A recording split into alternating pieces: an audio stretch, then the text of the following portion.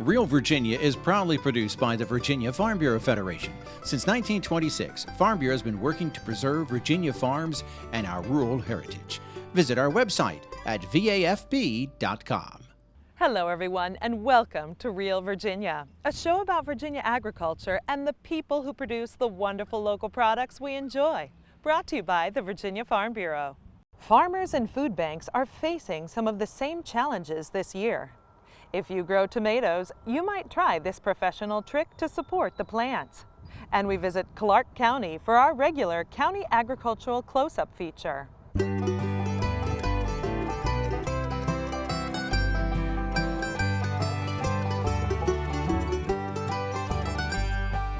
Home will always be Virginia, between the Blue Ridge and Chesapeake Bay, Atlantic to Appalachia, home in my heart always. Welcome back to Real Virginia, everyone. We're coming to you this week from Healthy Harvest Food Bank in Warsaw, Virginia. As of May 2022, food prices had increased over 8% nationwide. Norm Hyde reports that inflation is squeezing farmers, consumers, and food banks. Produce growers like Parker Farms and their partners are bracing for an unusually expensive harvest season this summer. The price of fuel is hitting farmers hard, and that's rippling down to the entire ag economy, including farmers' ability to support food banks. Well, we're seeing some costs in excess of 100% over last year, particularly fertilizer. Everybody kind of knows the fuel situation.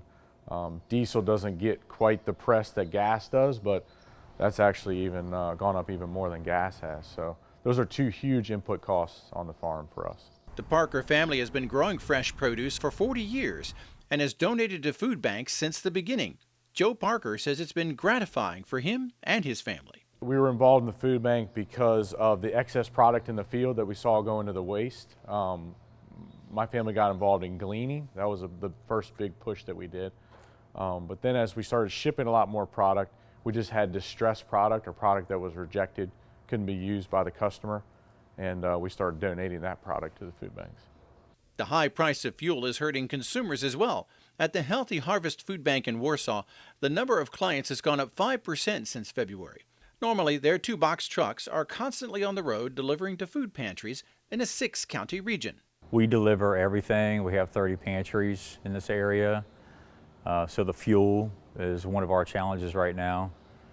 You're looking at $800 to $1,000 a week in fuel that I spend on diesel fuel. Healthy Harvest Director of Operations Craig Hazard says he hasn't seen farmers reduce donations yet, but he understands this is going to be a rough season for everyone. Luckily, we have a good donation base, and they're committed to us, so they're going to do whatever it takes to get it to us because they know the need, and the people need food, and so they're going to do whatever they can to get it to us.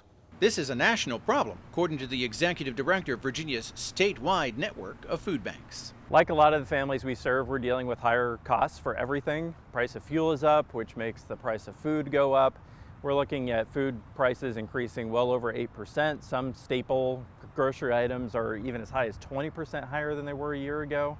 So that's leading more people to come to us for assistance, and meanwhile, we are having to pay more for the food that we purchase to make sure there's enough on the shelves for our families.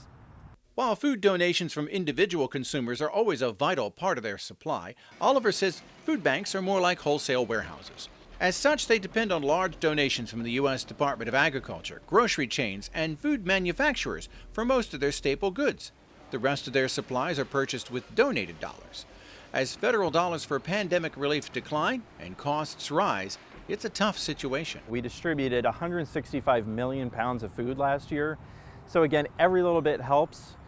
We especially need canned items. Some of that longer shelf-stable type of food has been harder to come by because people have been buying it so much more during the pandemic. So those sorts of donations are particularly appreciated. But when we're trying to buy fresh dairy, fresh meat, fresh produce, those sorts of things that have short shelf life, need to be refrigerated, we know we're not going to be able to get huge quantities of that donated. And so that's where our financial donations come into play. It's not just food and fuel either. Supply chain delays mean even the boxes used to package fresh produce cost more or are taking much longer to get. They had labor issues in their warehouses and their manufacturing plants, especially during COVID. A lot of these packages also have wax in them, so they're petroleum based. So there's some challenges from the oil market. But we're seeing on that side 20, 30, 40% increases, and we're just not able to get packaging in a timely manner. Parker says while some of their long-term contracts are fixed, they're asking for 25% more from other customers this year. And even then, they're not sure of making a profit. Some of the smaller growers they work with are worse off.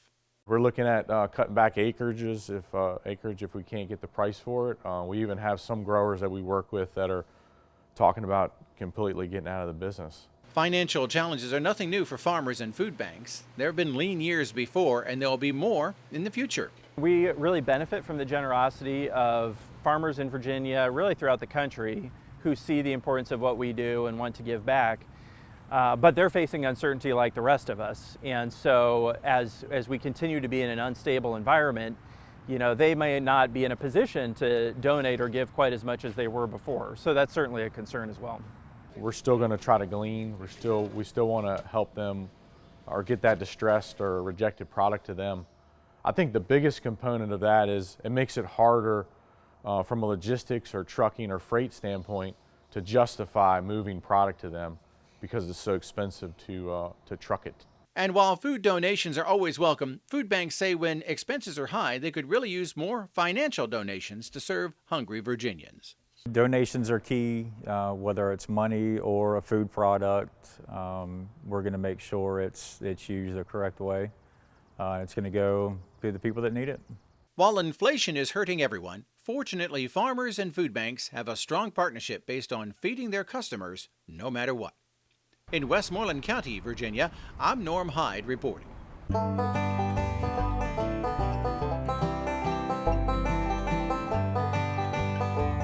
Organized feeding programs for financially challenged Virginians have been around for many decades. Many of them are small food pantries based in churches or community centers. One of the biggest challenges in providing affordable food to clients has been solving the logistical problem of delivering large-scale donations to these end-of-line sites. The Federation of Virginia Food Banks evolved over the past 15 years to address that issue.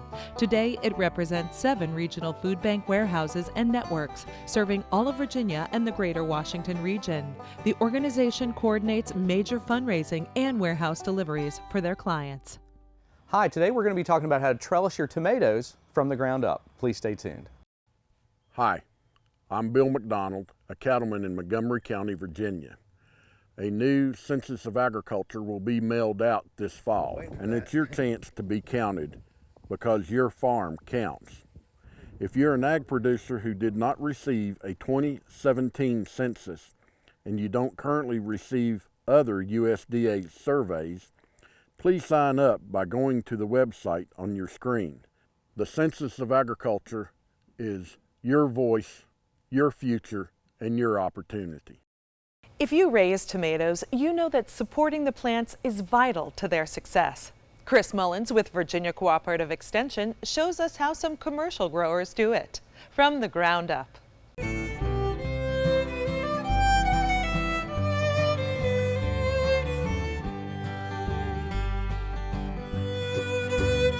Well, hi and welcome. Today we're in Warrenton, Virginia. We're at the Fauquier Education Farm. We're here with Mr. Jim Hankins, the executive director of the farm. Jim, we're talking about tomatoes today, and as I talk with gardeners all the time about tomatoes, sometimes they think about how they can trellis these tomatoes up, put big cages around them and things like that. It's kind of expensive and it's a little tedious, but I know you've got a different way to trellis your tomatoes. We've got a couple different ways that we tie up tomatoes, but here in the greenhouse and in the high tunnel, we're now switching more and more over to using a tomato hook, which is just a single line. This is a tomato hook that is hooking onto a line up above, and as you can see, it's got this good nylon string that goes down. Right. We try to reduce the tomatoes to just one central leader. It's really important that you're cutting off the suckers, you're not letting it branch. Okay. and it works extremely well. It creates a really nice airflow around it. Anybody that's putting tomatoes in a cage, you're confining the leaves, and that's going to increase the disease pressure, and even, you're creating a great place for tomato hornworms to hide. So Jim, what do you mean exactly by the sucker? What are you taking off of the plant? Well, tomatoes are very branching plants. So this is a big substantial sucker right here. And if I don't cut it off, then instead of having one plant that's tied onto here, I've got, 7 or 8 different branches. I prefer a good pair of scissors. If you want to, these root, if you need more tomato plants, stick that in some water or some soil.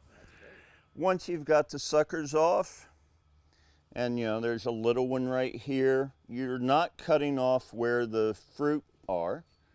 And then just the little tomato clip will go in right here, and it will keep on growing. But what I want to do is try to keep it to one stem. Makes sense. Always leaving the growing point there. Yes. Well, it makes sense. I can understand what you're saying here. So show me these clips that you're talking about. You just clip to the main stem down there. To the main stem on the plant. It is a plastic clip. This is the tomato clip. It just locks in there. You can buy them in bulk. In the back of most of the better seed catalogs, you can get all of these materials. Okay. This will last for several years. You can reuse them.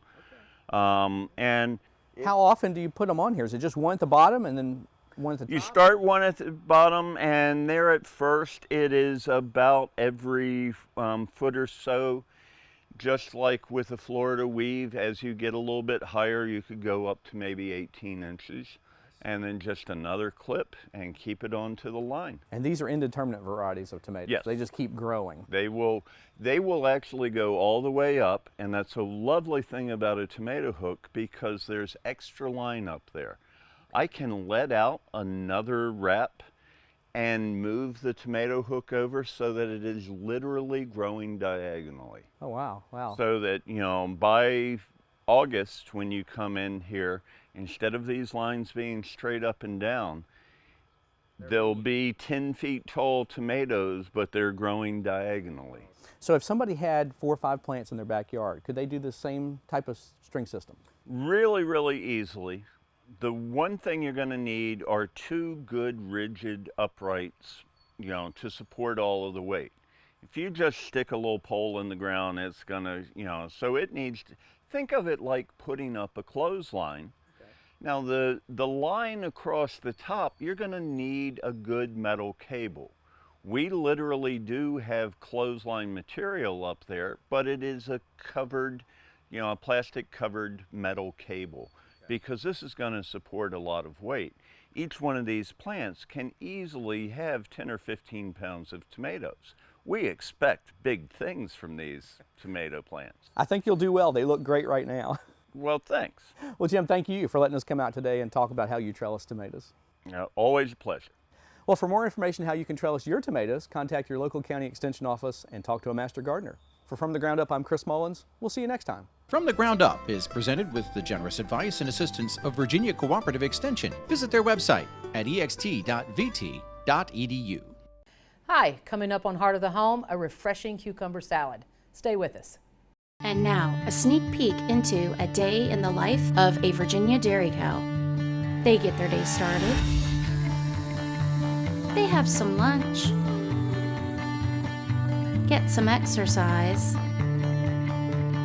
Spend time with their friends. And then end their day with dairy sweet dreams. Real dairy, real life, real delicious. Hot weather is here in Virginia, and sometimes you just want a quick vegetable dish to cool you off. Chef Tammy Brawley shows us how to make a delicious fresh cucumber salad in the heart of the home.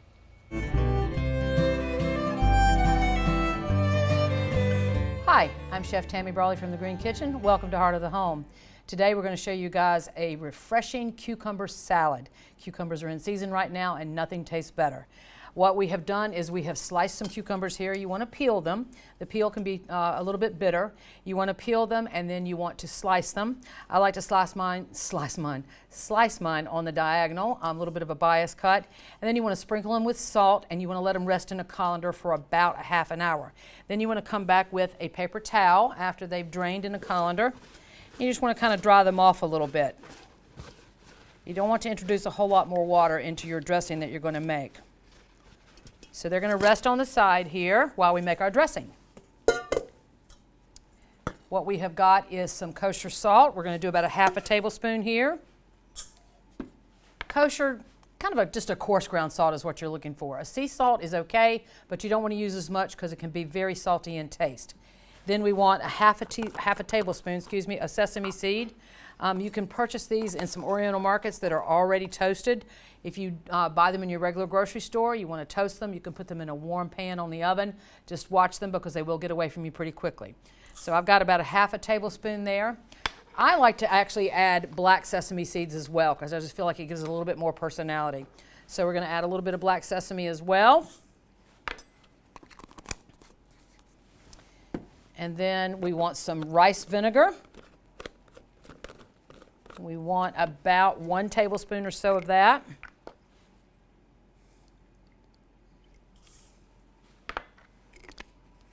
And you want to have some chili oil, about 3/4 or so of a teaspoon. Well, this just wants to take forever. Let's take that top off, it'll be a little easier.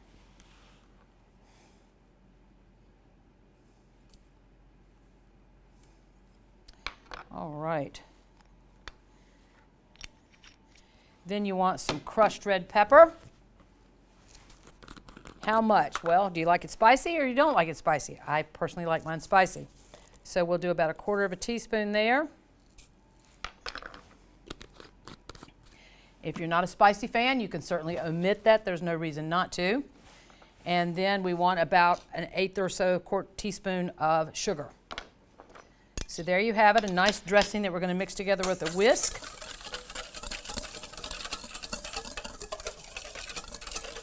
Stir that around. You see some nice vibrant color there. I love using those black sesame seeds. And then you want to take your cucumbers and toss them in that dressing.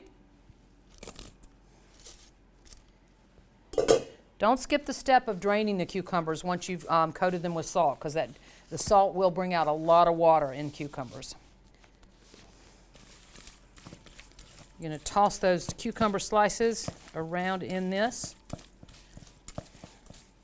You know, and this is just really one of many cucumber salads that are out there. I was born and raised in the South, and we would do it cucumber slices with vinegar and water and sugar and some red onion. Another great way to take advantage of all those cucumbers coming in. Very refreshing salad, but I like this one because I love sesame seed and I love chili or sesame oil, excuse me. So we've tossed it nice and around. We're going to put it on a beautiful serving platter here.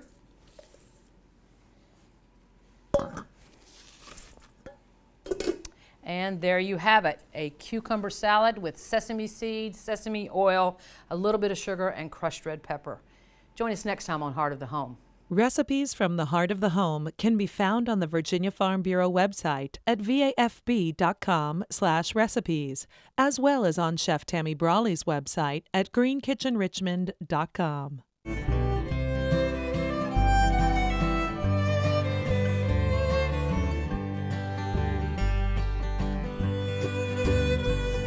Fresh summer vegetables are now in season in the Old Dominion. In June and July, they feature beets, cabbage, sweet corn, and cucumbers. Also, eggplant, green beans, and potatoes. Squash, tomatoes, and zucchini round out the list. All can be found at nearby farmers markets or farm stands, and sometimes local produce is featured in grocery stores.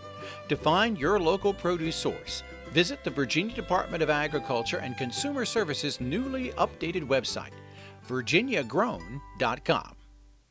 Rural communities are always striving to strike a balance between development and agriculture. In this week's County Agricultural Close-Up, Burke Moeller reports the residents of Clarke County may have found the right formula. Located in the northern Shenandoah Valley, Clarke County is one of the smallest counties in Virginia, both in size and population. There's a long history of agriculture here, dating back to the time of Lord Fairfax and George Washington. Conservation easements and the Virginia Outdoor Foundation have helped producers here keep agriculture strong. The basis of Clarke County is agriculture. We actually have set our zoning around preserving agriculture. Back in 1980, we created sliding scale zoning, which preserves large tracts of land and keeps development around towns where there's water and sewer and not out in the countryside. So we have a thriving agricultural community. Residents here are well aware of the need to protect their land from development, with Loudoun County and the rest of Northern Virginia on their border. COVID certainly had an impact on the county here. A lot of people wanted to get away from the city, and we're not very far from D.C. and Northern Virginia. But that doesn't mean they're hostile toward people who come from out of the area. Amy Moore was a lawyer in D.C. before retiring to raise racehorses in Clarke County. I breed some mares of my own and have the foals here. And I also board yearling thoroughbreds who are headed for the racetrack.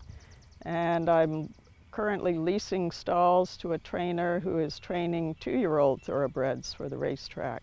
And in addition to that, I have some retired horses here who are just here enjoying life in Virginia. Clarke County has a total of 427 farms, spread out over 66,641 acres. The average size of a farm in Clarke County is 156 acres. The market value of all agricultural products is $16,386,000. Livestock accounts for over half of that income, $9,627,000. Out of that, cattle and calf production represents $5,782,000, while horse sales total $1,064,000. The other half of farm income comes from crops at $6,759,000. Grain sales make up $2,768,000, while hay production is valued at $1,637,000.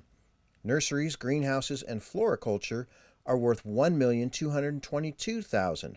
Clarke County was once a major apple-producing region, but that has shifted to neighboring Frederick County.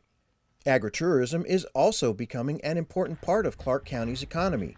The State Arboretum of Virginia is here at the site of the Blandy Experimental Farm, offering plenty of trails, trees, an herb garden, and other outdoor places. Meanwhile, in the fall, this farm in Clarke County is transformed into a play space for kids and Kids at Heart. Philip Schenk was born in Clarke County and entertains guests to generate income. The county was originally subdivided from Frederick County back in 1836, and it was subdivided because we were a long way from the county seat of Frederick County, and back in the horse and buggy days it took all day to get there. So, but the area was mostly large estates, and those estates a lot of them have survived and maintained. One of those estates that have been maintained is Farnley Farm, overseen by Hetty McKay Smith and run by her daughter Damaris. We've had cow and calf herd since the 40s, and continued to do that. We do the cattle in 2 lots with their 9-month pregnancy. That's sometimes handy for fit in with the foaling, which we've done since the 30s, 1936. And I say we because I came here when I was 10 months old. It's amazing how little it changed, I believe, until the Second World War. When I lived here, there were 8,000 people in the county, and then it leapt to about 16,000, and I believe it's more now. Whether it's raising horses, cattle, or growing crops, Clarke County producers are grateful to live here, and they plan on keeping its rural complexion intact for others to enjoy. I think this is really the best of Virginia. The open land, the beautiful rolling countryside out here, the country way of life and the farming way of life. This is what I was hoping to find, and I'm very happy to be here and think I've found what I was looking for. There's no doubt Clarke County has some of the most beautiful scenery in the Commonwealth. Those who live here are making sure it stays that way. In Clarke County, Virginia, I'm Burke Moeller reporting.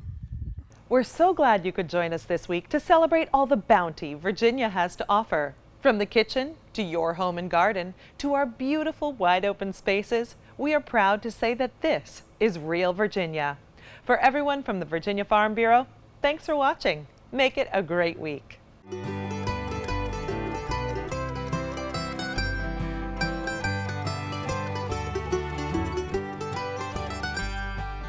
Home will always be Virginia, between the Blue Ridge and Chesapeake Bay, Atlantic to Appalachia, home in my heart always.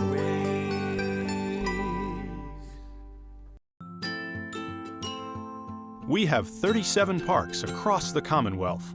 Every year, 10 million visitors enjoy 600 miles of trails from beaches to mountains, hundreds of cabins and campsites, even yurts.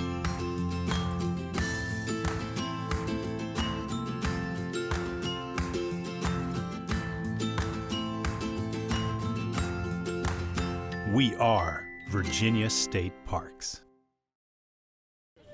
Leaving hot coals improperly extinguished can cause a wildfire. Hey guys, it's Smokey! It looks as if Smokey is going to use the drown, stir, drown and feel technique. After the first drown, a good stir. Next, another drink. And finally, a close feel. Is it cool? Okay. Yeah. Hey Smokey, catch! Oh, my bad, Smokey. Only you can prevent wildfires. Spending time outdoors has never felt more valuable. Whether it's exploring nature or relaxing in your yard, let's do it responsibly. Before going out, check for closures and fire restrictions. Practice social distancing, even when outside and on the trail. Back at home, if burning yard debris, keep your pile small. And no matter where you are, be sure to properly extinguish any outdoor fire. Drown, stir, drown, feel. We're all in this together. Help keep our safe places safe.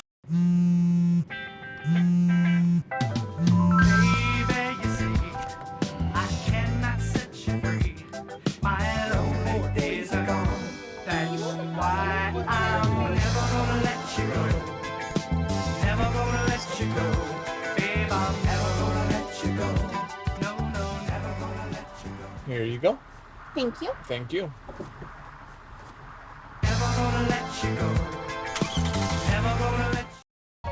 You're going to need me. You're going to need us. All of us. You're going to need our help with your water, your air, your food. You're going to need our determination, our compassion. You're going to need the next generation of leaders to face the challenges the future will bring. And we promise we'll be there when you need us.